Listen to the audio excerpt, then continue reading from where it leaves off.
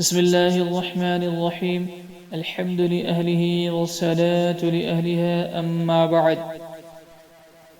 قال النبي صلى الله عليه وسلم: إن الله لا ينظر إلى صوركم ولا إلى أموالكم ولكن ينظر إلى قلوبكم وأعمالكم، أو كما قال عليه الصلاة والسلام. محترم ناظرین، اعمال کی قبولیت کے لیے اخلاص شرط ہے۔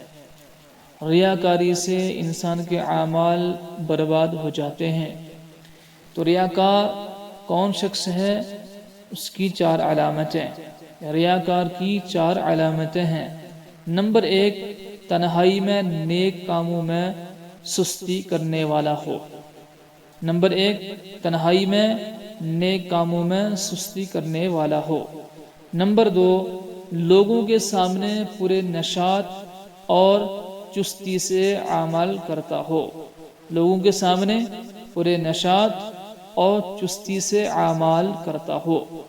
نمبر 3، جس کام پر لوگ تعریف کریں اس کو اور زیادہ کرتا ہو۔